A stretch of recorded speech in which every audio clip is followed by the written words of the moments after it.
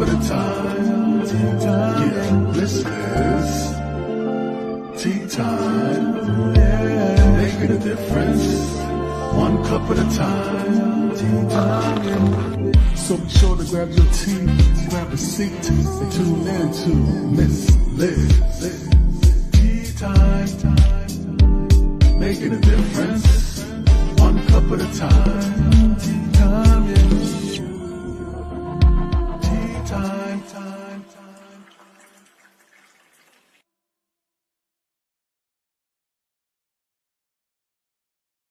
Well, welcome back. Miss Liz is in the house, and you know what that means. It means it's tea time. And in this house, we serve storytelling and words. We do not serve a beverage, but we do drink the beverage from time to time. Miss Liz does have a nice lemon ginger tea here in the house tonight. And tonight I have Michael Hingson in the house, and we're going to sit and we're going to teach educational awareness through Michael's journey and story. So be sure to join us for that. If you have any comments or questions and you'd like to join the live stream, please put your comments in the section and all that good stuff.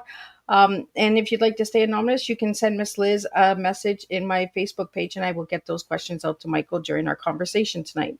But before we get started, we're going to get you guys over to Miss Liz's YouTube channel. It's called Miss Liz's Tea Times. That's right. I keep it very simple. Ring that little doorbell and you'll be notified when all these tea times are live if you'd like to join the live stream. If you'd like to watch the replays, there's over 400 different interviews on there from all walks of life with over 175 different topics. So let's get started with the disclaimer and an amazing bio of Michael. And then we're going to get Michael in here and we're going to spill some tea together tonight and have a good conversation. Disclaimer for Miss Liz's Tea Time live show. Miss Liz myself is going live using StreamYard. Before leaving a comment, please grant StreamYard permission to see your name at StreamYard.com. Please be advised that the content brought forward for any Tea Time show hosted by myself, Miss Liz, is always brought forward in good faith. However, may bring forward dialogues and opinions that are not representative of my platform.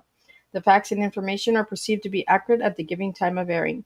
All Tea Time guests and audience participants are responsible for using their good judgment and taking any action that may relate to the discussion. The content brought forward may include discussions for some where they may be emotionally at risk. It's significant to know that the show is engaging in discussion forums only to offer and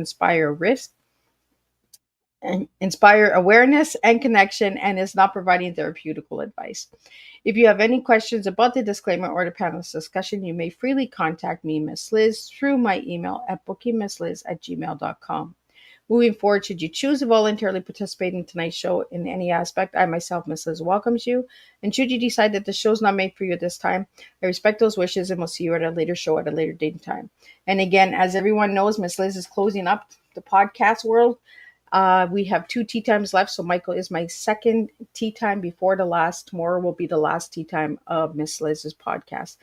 5 years, 5 long, beautiful seasons with incredible guests. So we're going to keep it going. So now a little bit on Michael. Well, who's Michael? Michael Hingson was blind since birth.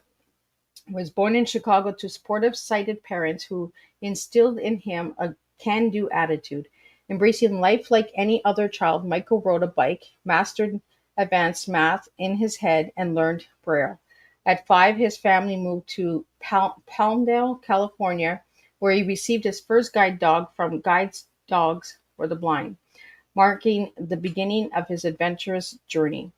Michael pursued higher education, earned a bachelor and master's degree in physics, along with a secondary teaching credential from the University of California, Irvine.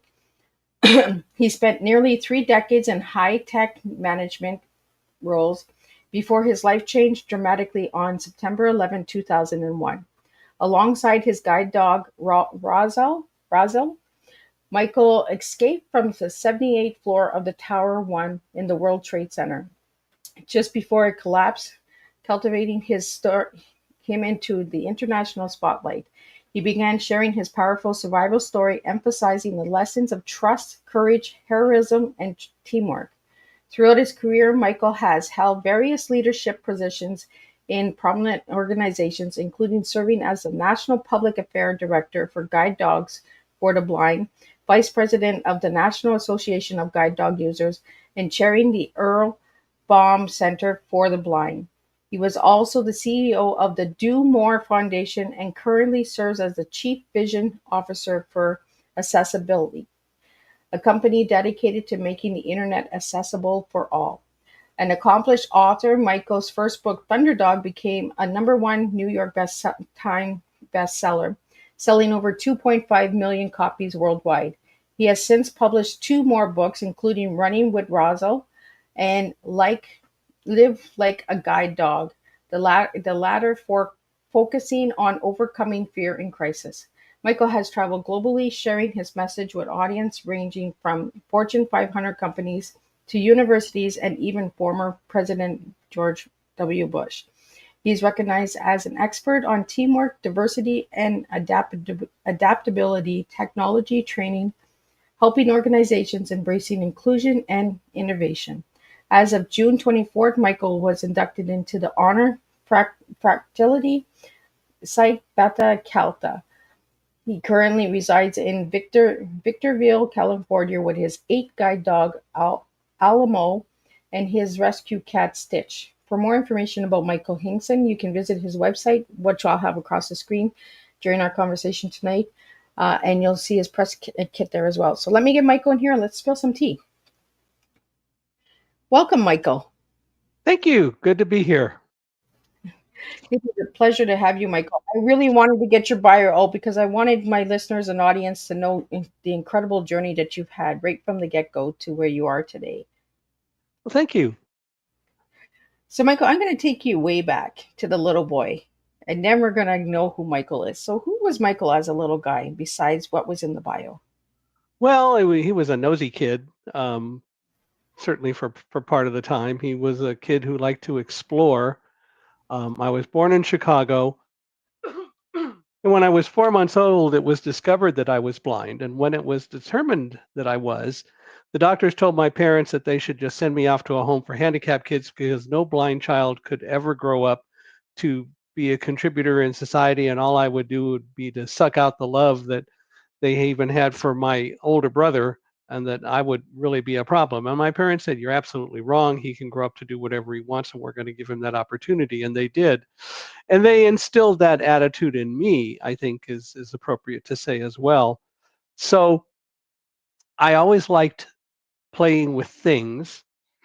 So a lot of technological sorts of things. I always had a kind of an interest in science. I became interested in radios and so on. My father was owned his own company while we were in Chicago repairing televisions, because back in the 1950s, if a TV broke, since it had vacuum tubes and other things like that, and then if something died, you didn't replace the TV, you replaced the component. And so sometimes I even went on calls with him and investigated the insides of televisions, and occasionally they were plugged in, so I would get shocked occasionally, and so I learned really that wasn't a good thing to do. But I went to kindergarten in Chicago because in Chicago kindergarten starts at the age of 4, and it was a special class for blind kids because my parents worked with other parents to advocate for having something for blind children. There were a number of us who were born prematurely, and so the Perry School was where the kindergarten class was held, and I learned Braille there and so on. But then at the age of 5, my father moved us to California and took a job working for um, the government. And so then I had to take kindergarten again because California didn't care that Chicago had kindergarten at 4. So at the same time, I didn't have any access to Braille. I was really kind of the only kid at the school who was blind. And through the 3rd grade, I didn't have access to Braille or any of the kinds of things that would have been helpful to have. But between 3rd and 4th grade, the school district hired someone because there were more blind kids coming into the district.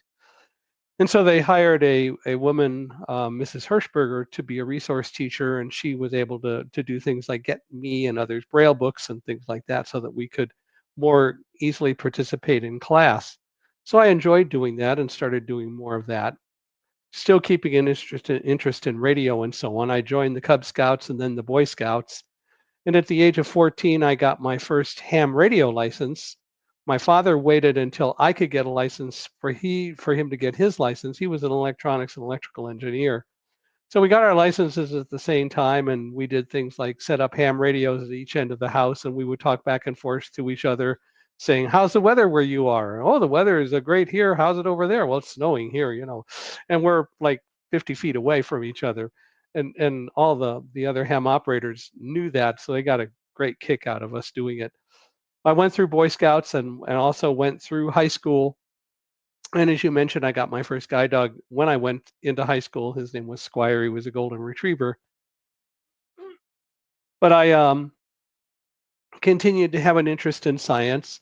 And as I said, participated in various scouting activities, became an Eagle Scout, as well as joining Order of the Arrow, which was the Honor Society of Scouts. I was inducted into that and attained the rank of Vigil, which is the highest rank possible. And then between junior and senior year, and we had decided, we being me and my brain, that I wanted to get a degree in physics, because the fourth quarter of my freshman year, my general science teacher, Mr. Dills, said, "You're pretty bored in this class, aren't you?" And I said, "Well, yeah, I know all this stuff." And he said, "All right, we're going to send you down for your last quarter of a freshman year, not to be in general science, but you're going to go down to the senior physics class, and you're going to be taught by Mr. McGregor." And he knew Mr. Dills knew I liked radio and all that, and that was the quarter they were going to be teaching electricity and magnetism. I got an A. Anyway, was interested in physics after that, and the bottom line is that when I decided I wanted to do that in college, we looked for colleges, and I eventually enrolled at the University of California at Irvine, which is about 100 miles south of where we lived in Palmdale. And so I went to UC Irvine, got a master's degree in physics, a secondary teaching credential, worked at the campus radio station, KUCI, and was program director 1 year. And right at the end of the time I was at UC Irvine, Phi Beta Kappa, which is the Educational Honor Society, it's a very prestigious organization, held an organizational chapter meeting at UC Irvine. But unfortunately, I was leaving, so I couldn't join, but I did get to go to the organizational chapter meeting. And I mentioned that because, and you mentioned it a little bit during your bio, this last year, they learned that I had been at the organizational meeting but couldn't join because I left UC Irvine, and I was inducted as an alumni member of Phi Beta Kappa and joined Phi Beta Kappa this past June, which was kind of fun. Anyway, I went through college and got a master's degree, as I said, a secondary teaching credential. I joined the National Federation of the Blind, which is the largest organization of blind consumers in the world, actually, and the largest in the United States, and became pretty active in that. So that's kind of the young Mike Hingson up through college. I actually had Carmen Swick on Teatime, Michael, and she works with the Blind Foundation of America as well with her son. Uh-huh. So have you heard of that foundation? I don't know the Blind Foundation of America. I'm not sure what that is. So, Michael, we have a couple questions that have come in while you were sharing. So, the first question that we have for you: was it hard to learn Braille? Is it hard to learn to read print? Look, Braille, excuse me, Braille is truly and literally an alternative to print that is used by people who aren't going to read print. And so the answer is, it's no harder to learn to read Braille than it is to read print if it's how you're brought up. Now, unfortunately, for a lot of people who become blind later in life, it is a little bit more of a challenge. But the bottom line is, for kids, it's no harder. The big problem is that educators generally decided that we don't need to teach blind kids Braille because they can learn by listening to computers and listening to audio books and so on. But the bottom line is that's as inappropriate as can be. Blind kids should learn Braille like sighted kids learn print. If you don't think that blind kids need to learn Braille because they can listen to things, then let kids who are sighted watch cartoons. Don't teach them to read print. If you're not willing to do it the wrong way, then you teach Braille to every blind child. And not only totally blind children, but low vision people as well, because a lot of those kids are not going to be able to read print very well. Unfortunately, society doesn't really look at it that way, but the bottom line is that's what should be done. So in short answer to the question again is no, it's no harder to learn to read Braille than it is to learn to read print. Now, Michael, do you feel that Braille should be in all schools? Yes. If there is a blind kid, then they should be learning Braille wherever they are. And Braille should be taught the same way you teach people to read print. A lot of educators think that the way you teach Braille is you teach like A through J in your first grade and K through S in the second grade and so on. That's a lot of bull. That's not how you teach sighted kids to read print, and that's not how you should teach blind kids to read Braille, which is, as I said, a true alternative to print. Good Braille readers read quite rapidly. Good Braille readers will read as fast pretty much as any typical sighted reader will read. So you've got to give people that opportunity. If you're going to be an inclusive society, if we are all going to be inclusive, then we need to make Braille available to blind kids just like we make print available to sighted people. I absolutely agree on that one. The next question that came in, Michael, while you were sharing is you got your first dog in high school, guide dog in high school. How was that for you? The school made the decision that I would probably be responsible enough to be able to take care of a guide dog. And I believe that I did okay with that. But the bottom line is that, that was a choice. I didn't learn to use a cane until I was 18. They didn't teach cane travel where I was. We had met a woman who had a guide dog. She was a teacher at Edwards Air Force Base, about 40 miles from where we lived. She taught the children from military families and so on. She was blind, had a guide dog named Nola, a German Shepherd, and she helped us get the school to believe that I could use a guide dog. And so when I went to get my dog after 8th grade, I learned and then came back with Squire, and we then went to the high school so I could learn how to get around the school before the school year actually began. So when Palmdale High School began its classes, I knew how to get around the school, which was really important. People need to understand what a guide dog does and what a guide dog does not do. A guide dog doesn't lead a blind person. It's not the dog's job to know where I want to go and how to get there. And I don't want my dog to know that. What I want my dog to do is to make sure that we walk safely. It's my job to know where to go and how to get where I want to go. And I'm not going to sit here and say dogs don't memorize routes. But the problem is that is what they do. They memorize routes. What if I want to go somewhere else? I have to be the one to make those decisions. The dog's job is to make sure that I walk safe. And so it was fun working with a guide dog in school. Everybody wanted to visit with the dog, and I had to make sure people understood you don't do that while the dog is in harness. So again, it was a great learning experience for me. Well, it's about the teamwork, right? Because you had to work as a team to get to know each other, how to know when you wanted to go left, right, all of that good stuff, right? Was there any training before you took the dog into the school, or were you just given the dog and here you go? Well,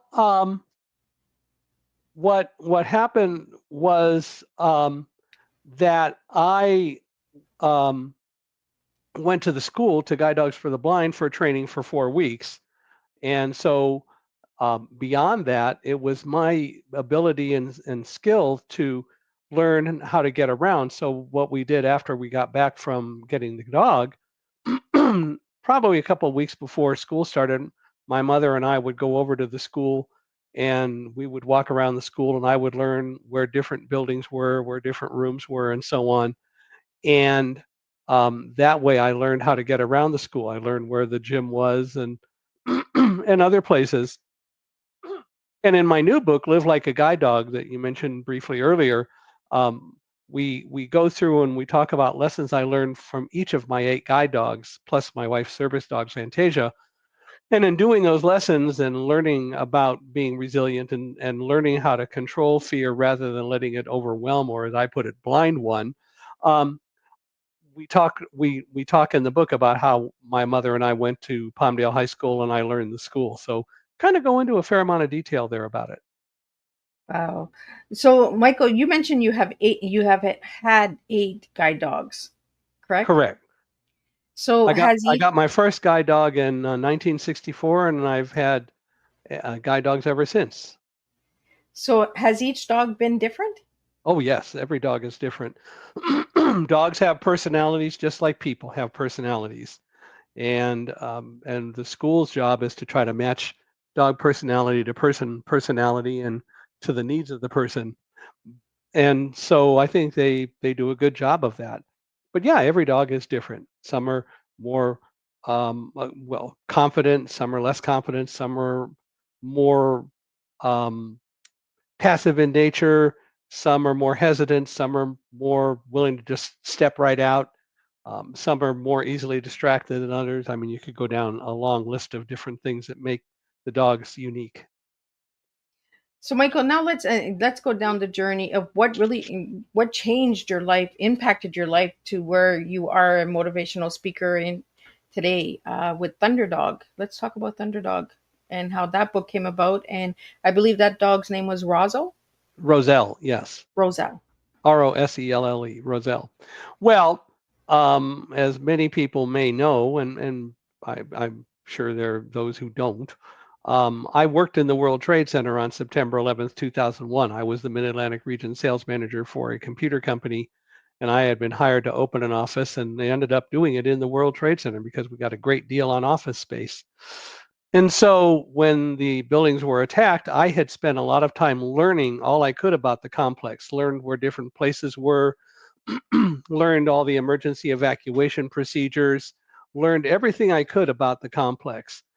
Um, and I did that not because I necessarily expected an emergency, but rather because I needed to know that so I could function like any leader of an office would function. So, for example, if we had guests in our office, and we were going to be negotiating contracts. But before doing that, they decided they wanted to do lunch. I couldn't just rely on somebody else to lead me to wherever we need to go. I needed to be able to step out and say, "Well, what kind of food do you want? All right, here, I'll take you to. You want deli sandwiches? Fine, in Shapiro down on the first floor of the World Trade Center. Is that okay?" The point is, if I didn't do that, if I couldn't act as confidently and as capably as anyone else, how could I be involved in negotiating multi-million-dollar contracts? So I had to do all of that.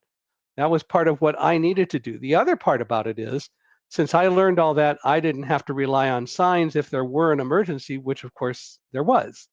And so I knew what to do.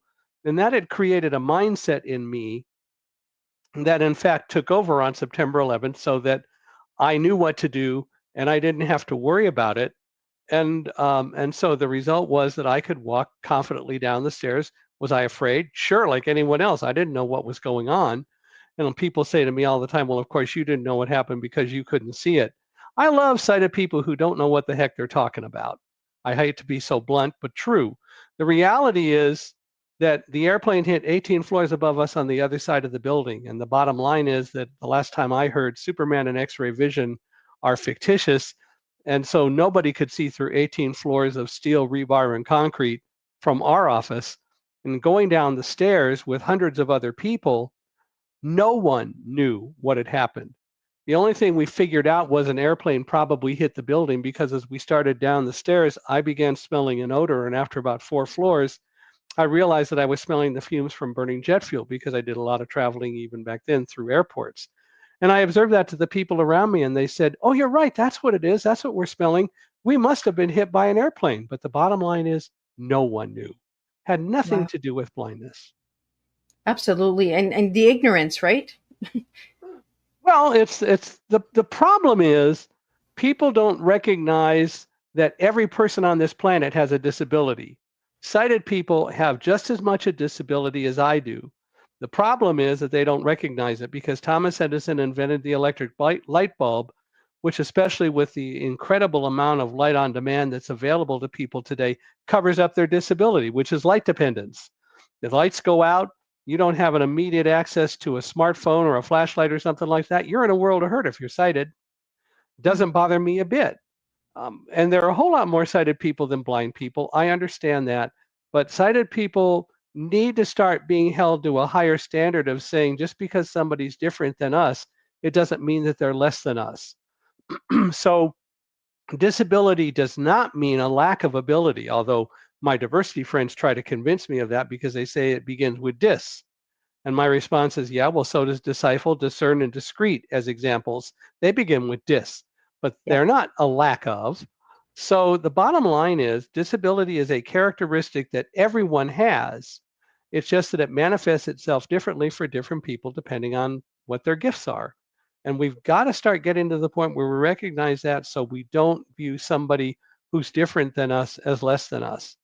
Because the bottom line is if the lights go out in a room and I'm in a room with a bunch of sighted people, I don't need to worry about seeing where to go to get out. I already know, and I know how to get there, and I can help those people. In fact, walking down the stairs at the World Trade Center, I even joked at one point and said to people, my name is Mike. You know, if you can hear me, my name is Mike, and I've got my guide dog, Roselle, here. I happen to be blind. If the power and lights go out, don't anybody worry. We're offering a half price special to get you out today only. And I was very deliberate about that. One, I wanted people to laugh, but I also wanted people to know because there was always the possibility we could have lost power, which we did not, but on the stairs we could have. And it did happen later when Tower 2 collapsed, and then I think Tower 1 lost its light. But the bottom line is, I wanted people to know that there was somebody who could make sure and help them to ensure that they got out safely. Well, I think it was important to keep the humor there, right? Because there was Oh, so sure. much confusion and fear at that moment. I know I do the same thing when I'm in a situation where I got a lot of fear and I'm scared. I'm going to throw a joke in just to break that ice, right? Break Well, that there had tense been a fair bond. amount of conversation, and the conversation was kind of quieting down. So that was one of the reasons I did it. But yeah. So during that time going down those stairs, Michael, how was the dog acting? Like, how were the people around you acting? There were a few times that people started to panic, and when that occurred, we would stop and literally have a group hug and say, "Come on, you're okay. You can keep going. Don't worry about it. We're all together." There were some people who were very focused and who helped keep others from panicking going down the stairs. And that was important to do because if we had allowed panic to ensue, then none of us would have made it out. People would have trampled us trying to get out and all that. We needed to keep people focused. My colleague David Frank, who was with me in the World Trade Center that day because he was in our office to help with some seminars we were going to be doing.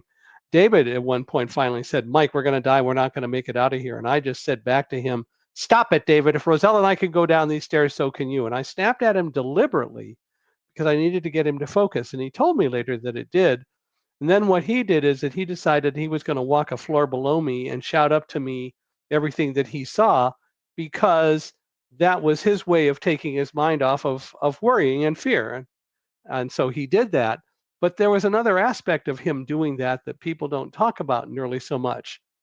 So I got to the 49th floor and he was at 48 and he said, Hey, Mike, I'm at the 48th floor. All's good here. He's going on down. I get to 47 and he's at 46. 46th floor. And when he got to the 44th floor and I was at 45, hey, I'm at the 44th floor. This is where the Port Authority cafeteria is, not stopping, going on down. The reason I mention it is because what David did was really something that, as I said, people don't talk about. And that is that he became a focal point for anyone in the sound of his voice who could hear him say, 43rd floor, all's good. He told people essentially somewhere above you or below you, depending on where you were, but somewhere within the sound of his voice or within the sound of your hearing, there was somebody who was okay on the stairs. So you don't need to worry. And he had to have kept lots of people focused as we went down the stairs because he kept shouting up to me. Did I need him to shout up? No. But it helped him. And I know it helped so many other people because they heard him go 44th or 40th floor, all's good here, all the way down the stairs. So it was a very important and useful thing. So a lot of us worked really hard to make sure that nobody panicked as we went down the stairs because that would have been a real serious problem for all of us. And these are things that people are not talking about, right, Michael? No, not a lot. So during that time going down those stairs, Michael, was there any debris falling or was Not it? where we were. No, the airplane hit up between the 93rd floor and the 99th floor. So I just say the 96th floor. The building had tipped and then it came back to a vertical position. So there was nothing on the stairs where we were or any of that. No. Oh, well, that's good. And you made it out safe, and your friends made it out safe. What? How did your life change after that moment?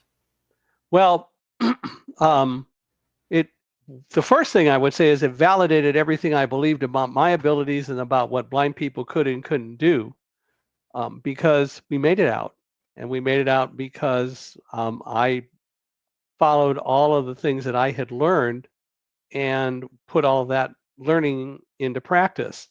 But the other thing that happened was that the next day we called guide dogs for the blind, because some of the people from the school had been back to New York and visited us. They wanted to see the World Trade Center and all that, and we took them on tours and took them up to the top, and they looked out they came and looked out of the windows in our offices and so on. So we wanted to remind people at Guide Dogs, that we were okay, because people would eventually remember that they had visited us. So among other people, I talked with Joanne Ritter, who was our director of public information. And Joanne said, "Gee, do you mind if I write a little story about you? I think people would be interested." And I didn't worry about it. I just said, no, I wasn't thinking, or, whatever. And then she said, "I'll bet you're going to be on TV. What show do you want to be on if you get a choice?" And I said, "Larry King Live," which was on CNN.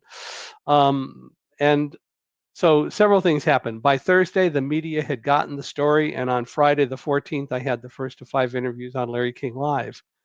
Wow. And then the next week, I got a call from a pastor of a church in New Jersey who was going to be conducting an outdoor service to honor all the people from New Jersey who were lost in the World Trade Center. And he asked if I would come and speak. And I said, sure, I would be glad to. How long do you want me to talk? And he said, only like 5 or 6 minutes or so. And I said, fine. How many people are going to be there? Oh, probably 6,000. Wow. And so that was my first public speech after September 11th. And then we started getting calls asking me to come and talk about September 11th, asking me to come and talk about the lessons to learn from it, and also asking me to come and talk about my job, lessons I could teach people about leadership and trust and teamwork and inclusion, resilience, and so on. And it wasn't too long before my wife and I had a conversation and decided that selling life and philosophy was a whole lot more satisfying and rewarding than selling computer hardware and managing a computer hardware sales team. And so at the end of 2001, I left Quantum, and I also joined Guide Dogs for the Blind as their national public affairs director. But I also then started doing public speaking, and it got pretty visible after that, and continuing to do it ever since. So, Michael, since that the World Trade Center, has there been any training for like high rises and that with the guide dogs? I'm not sure what you would train. They teach them how to go up and down stairs and so on, but you can't really teach somebody, or you can't teach a dog about what do you do if there's an airplane that crashes into the building. What you do need to do, and this gets back to the basic, how do you teach blind people? How do you teach blind kids? And that's where it comes down to, you got to teach awareness, you got to teach people that they need to learn about their environments and be aware of how to get around and do things. It's the person's job. The dog's job, again, is only to make sure that we walk safely. And I don't mean that in a negative way. Only is probably not the right thing to say. The dog's job is to make sure that we walk safely. But I have to be the one to direct the dog. That's my job. And the dog's job is to take those directions and follow them and keep us safe. When we do that collectively together and we do it well, that's what it's all about. And that's because we become a close knit team, the two of us.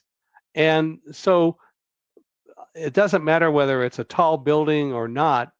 The bottom line is that person and dog have to learn how to form a substantive team, and they need to learn how to be able to work together and respect each other's jobs. And the dog needs to understand that I am the team leader of the team, but I have to earn that dog's trust. I think dogs do love unconditionally, but they don't trust unconditionally. The reality is that dogs have to um, learn to trust us, and we have to learn to trust them. I tell people that it takes maybe as long as a year to really establish a good cohesive relationship if you work at it. And that's what we work to do. So, Michael, we have a question here. Is there a special breed of dog that's used to be guide dogs? There are several breeds that work better than others. The most successful breed is Labrador Retriever for size, they're dual coated, temperament, and so on. It used to be German Shepherds, but the problem is to really make a German Shepherd a successful guide dog, you really end up breeding a lot of what goes into making a shepherd out of the dog because they're herding dogs. Golden Retrievers are used.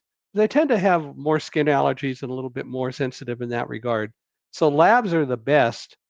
Some French poodles have been trained because essentially hypoallergenic or dandruff allergy issues. But labs are the most successful. And even with labs, only 50% make it. And they make it because they're cut out to be a dog. When a lab or any dog doesn't make it as a guide dog, it doesn't mean they're bad. They're not failures. It's like with anyone or anything, they're just not cut out to serve in that job. And so they may go off and they may do other things. They may just be well-trained pets. But just because a dog doesn't make it as a guide dog, and the schools have learned over the years, your dog is not a failure. What we call it is career changed, because that's really what it's all about. They change what they do, or we change what they do, and they go off and they do something else. I know dogs who are very much involved in cancer detection, diabetes detection. They help people in wheelchairs, um, people who are deaf or hard of hearing, any number of different things, seizure detection, bomb detection. But guiding is very stressful because once that harness goes on, if the dog really takes it very seriously, which they do if you've developed that close-knit team relationship, then they're going to really be on all the time while the harness is on. My job is to make it as relaxing and as calm and as unstressful as I can for the dog. So, for example, if people come up to me and they say, "Can I pet your dog?" I'll say, "No, not while the harness is on," because the dog is busy. On the other hand, if I have time, I will stop, I'll take the harness off, and I will let people visit with Alamo or any of my dogs because they have to relax too, the dog does. Now, I had one woman who came up once and she asked if she could pet my dog, and I said no, and I was actually in somewhat of a hurry. But all of a sudden, Alamo, or it wasn't Alamo, it was Africa, my previous guide dog to Alamo, um, was not acting normally. She was looking around and so on, and I knew that this woman was petting her. So I gave a not a hard tug, but a brief, sort of a brisk tug on the leash and said, "Leave it," to get Africa to pay attention. The woman said, "Well, don't yell at the dog. I was petting the dog. I didn't listen to what you said." I said, "No, you don't understand. You got the dog in trouble. The dog knows better. You Yeah. got the dog in trouble. I'm going to deal with the dog, and then I'll deal with you."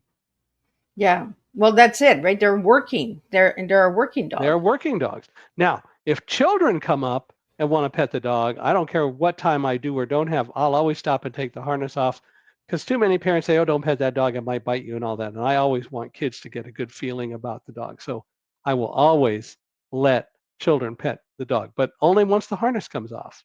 Yeah.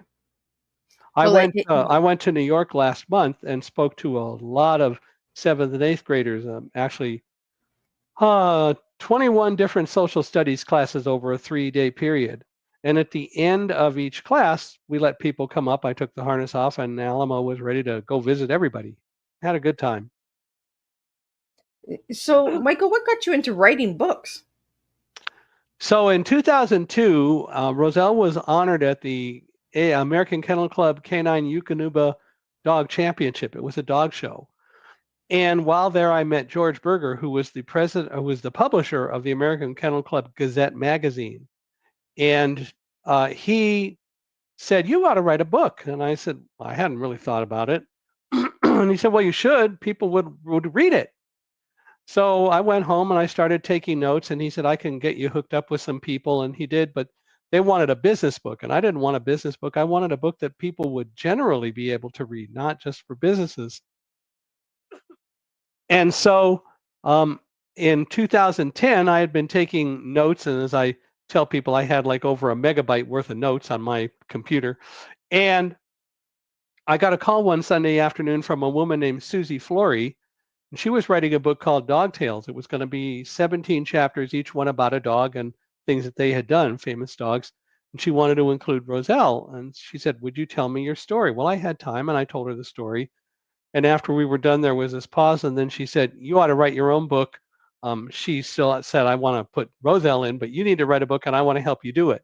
And I explained to her all the things that I just told you. Well, anyway, she introduced me to her agent, who became my agent, Chip McGregor.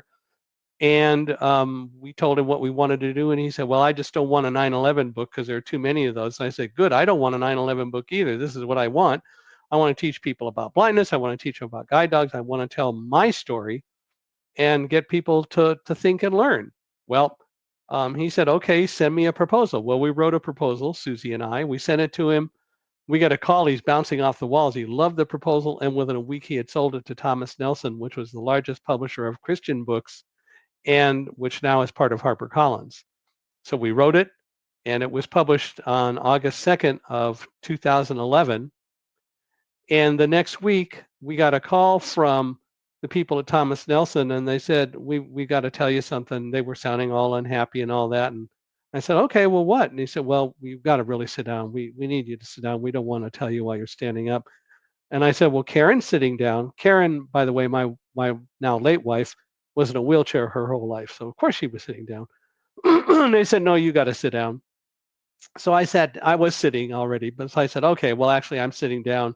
And the next thing we hear is, in its first week out, Thunderdog is on the New York Times bestseller list. And later it became #1 for a week.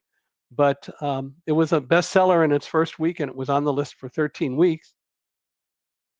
And so we enjoy it. It's still out for sale. It's available anywhere books are available. It's available in Audible and so on as well.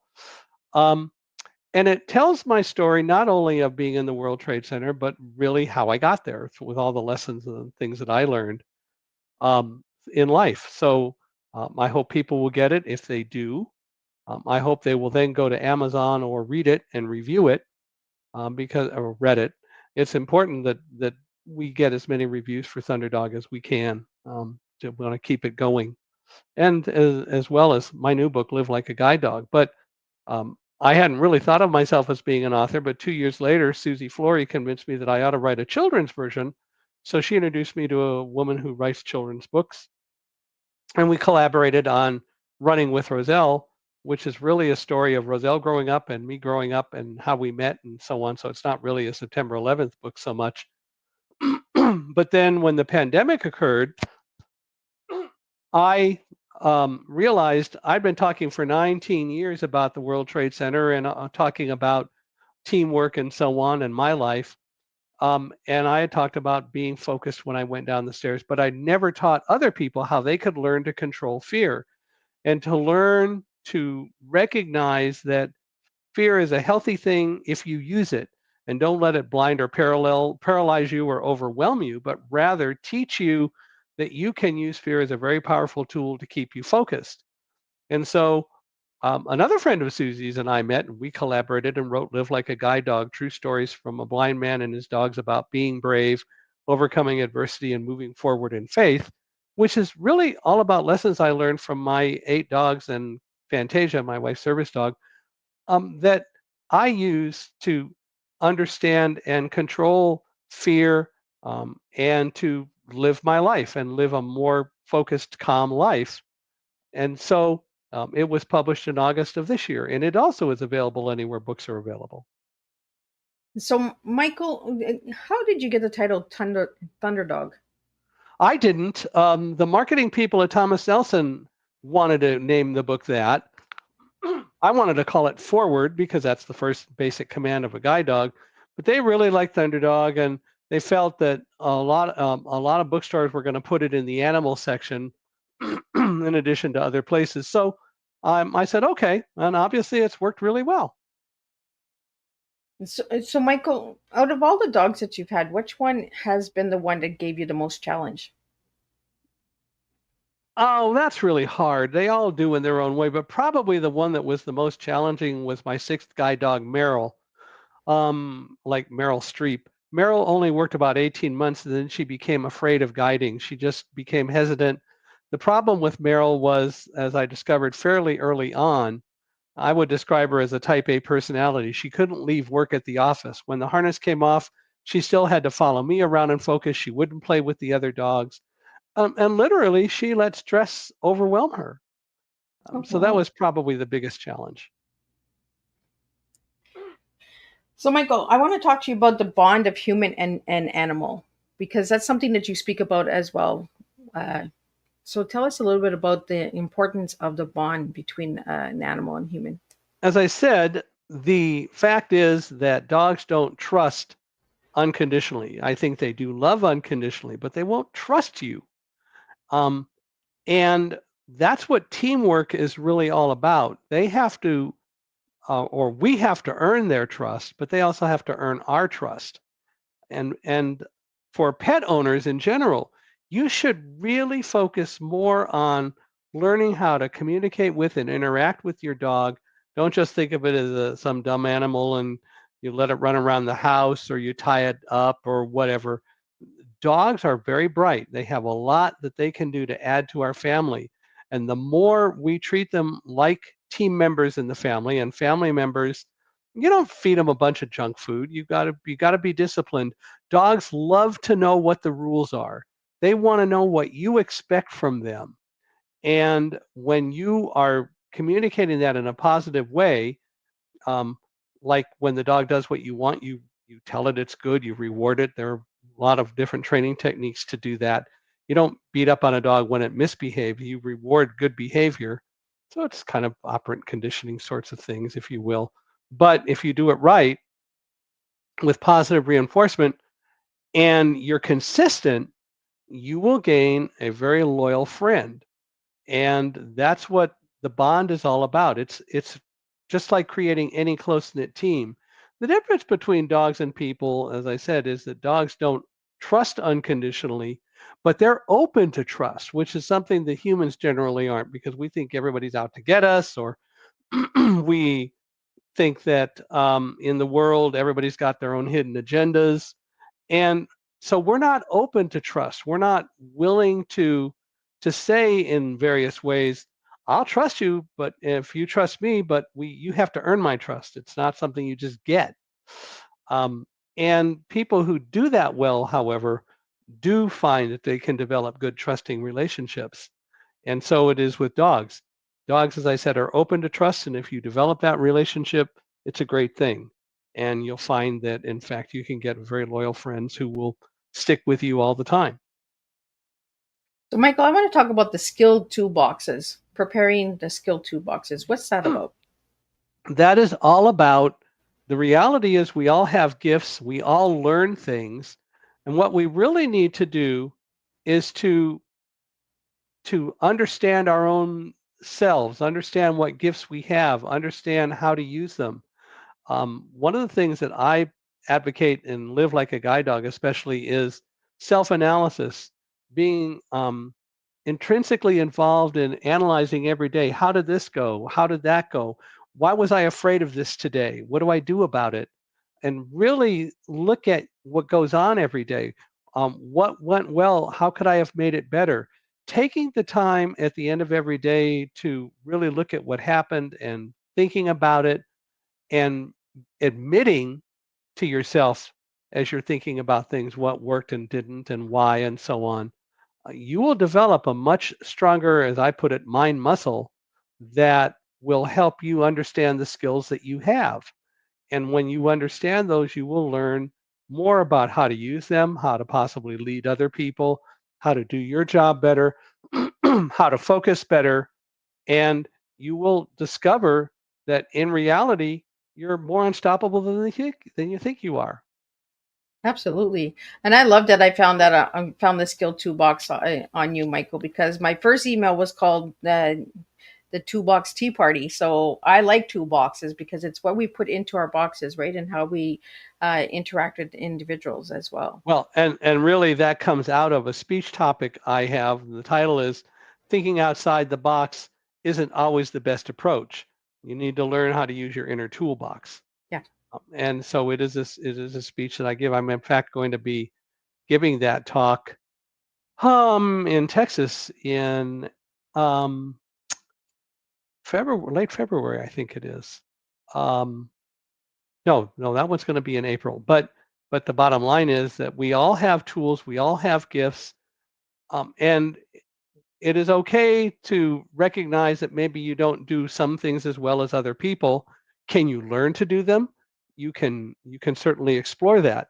But everybody has gifts, and we all should recognize the gifts that we have and the gifts that other people have, and learn how to blend those gifts together. That's what's really important. One of the things that I did when I was leading a sales force was tell every person who came to work for me, I'm not here to boss you around. You convinced me that you could sell my product or that you should be able to. Some people ended up not doing as well as I would have liked. But what you can do is work with me. My job is not to boss you around. My job is to find ways with you of how I can add value to what you do so that we can enhance you and make you more successful.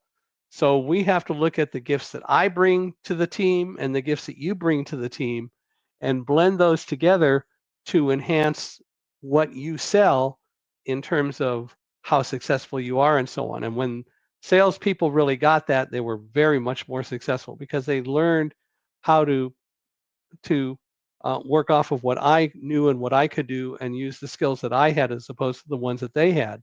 And it worked out very well. Well, it's almost like blending equals teamwork, right? That's what it's about.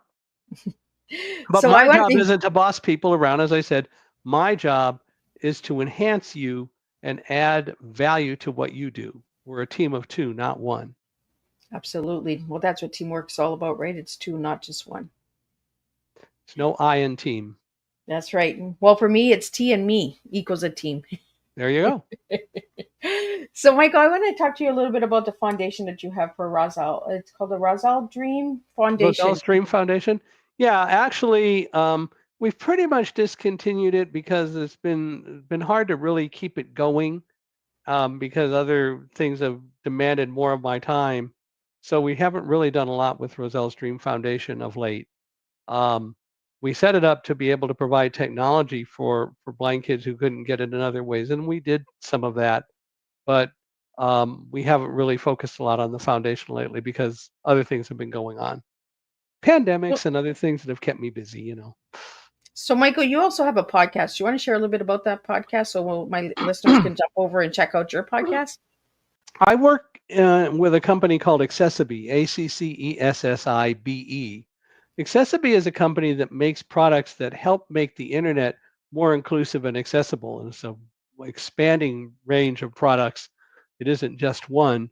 And the idea is that there are a lot of different needs for accessibility in the internet. Let's say you're a person with epilepsy, for example, and you go to a website where the elements are blinking, that could throw you into a seizure. And you should have a way to stop the blinking elements while maintaining the integrity of what somebody wanted was for you to focus on the things that were blinking so you can buy those things, but there are other ways to do that.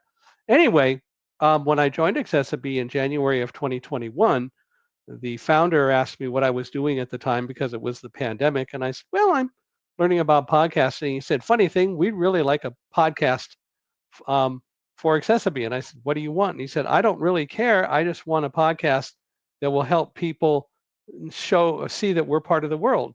So in August, we started Unstoppable Mindset, where inclusion, diversity, and the unexpected meet. And it's worded that way because diversity people typically don't talk about disabilities.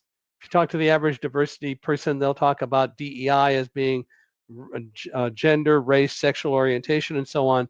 And if you would say, well, but you didn't mention disabilities, oh, that's social justice. That's a bunch of bull. It is not social justice. It is a minority of people, and it's probably a much larger minority. Well, it is a larger minority than any one, if not all of those other ones put together. except women, which is really the majority in the world. But the bottom line is that what I tell people is inclusion comes first. And if you include disabilities, then you're inclusive. If you leave out disabilities, then you can't say you're inclusive. And it goes back to what I talked about before, which is everybody really has a disability, but the so-called traditional disability world, the Center for Disease Controls here in the United States says that between 25 and 28% of all people have a sort of traditional disability. And so we put inclusion first because either you are truly inclusive or you can't use it. There's no halfway. Uh, that's the physics in me coming out. It's a quantum jump. You either are, which means you, among other things, include disabilities, or you're not inclusive. If you leave anyone out for any reason, you're not inclusive. You don't get to be partway because diversity has already left out disabilities. So I think more and more people are recognizing that diversity is way overused and it doesn't really include things that it should. So unstoppable mindset, where inclusion, diversity, and the unexpected meet, and unexpected is anything that doesn't have to do with inclusion or diversity, which is most things. So it's a lot of fun. And we just tomorrow will be putting out episode 292 since we began it in August of 2021.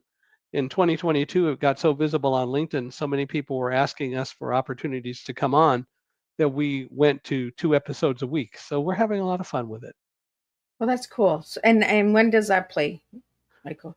Every Tuesday and Friday, the episodes come out. It's recorded, so you can go to Michael Hingson, MichaelHingson.com/podcast, and you can see them all there. Or you can go to any of the usual places where you might find podcasts, Spotify, iTunes, and so on. It's also up on YouTube, on my YouTube channel. Awesome. So, Michael, you just read out your website to all of the listeners and audio guys out there. So, if anybody would like to reach out to you, have them on their podcast or a speaker in that as well, can they find all of that on your website as well? Yeah, they can go to www.michaelhingson.com. There's a contact form. You're also welcome to email me at speaker@michaelhingson.com. Love to talk with you. If you would like to be a guest, we're always looking for guests. The only gotcha is if you also have your own podcast, then the charge for you to be on my podcast is that I get to be on your podcast as well. I love to tease people with that. No, there's no charge for coming on the podcast, but I love to be a guest as well. But I'm always looking for podcast guests, and I'm looking for speaking opportunities. So if anyone is involved with any organization that is looking for a speaker to come and motivate and educate, talk about a lot of the things that we've talked about here today, I'd love to hear from you. So speaker@michaelhingson.com or www.michaelhingson.com, and there's a contact form there. And Michael, what's your final message to everybody tonight? We are all on the same planet. We're all part of the same world. And what we need to do is to recognize that each of us has gifts. Never sell someone else's gifts short. Honor everyone for what they bring. Don't assume that people don't bring anything to the party. And when you see a person with a disability, for example, don't assume they're less than you. Don't assume they need your help. They might. You can always go up and ask. It never hurts to ask, but accept the answer. If, for example, I'm standing at a street corner and you've seen me stand there through a full change of traffic lights from red to green and red and all that, and you come up and say, "Can I help you?" I'll probably say, "No, I'm fine," because I really wanted to get the traffic pattern before I decided to go. But the bottom line is it never hurts to ask. Go up and talk to people with disabilities.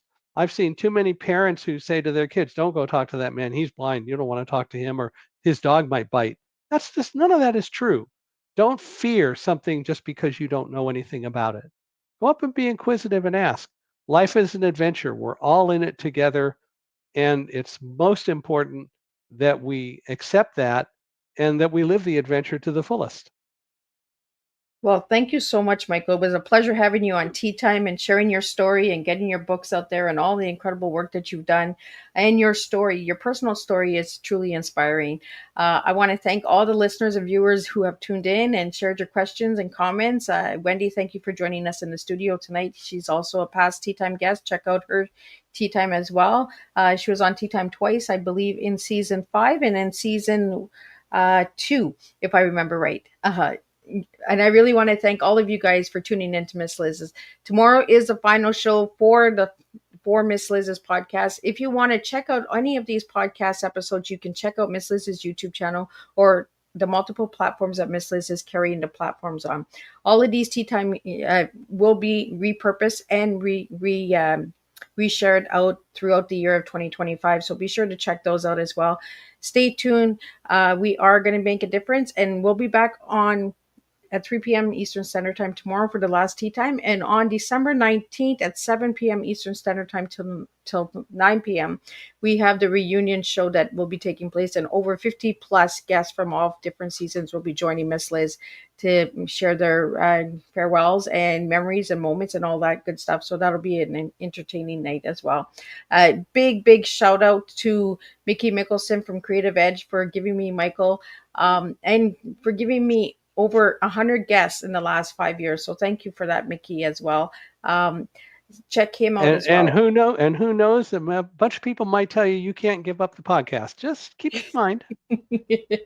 There are a lot of people already doing that with me, Michael. But this is one branch that needs to be closed so that another branch can be open. That's what knows? You say. There's nothing wrong with 2 branches.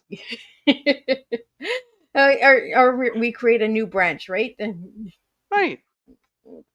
So thank you again for that, Michael. Thank you for everybody. And I will see everybody tomorrow, same time, same place, and we'll do it all over again. Until then, stay safe and keep sharing your teas and keep being true to yourselves.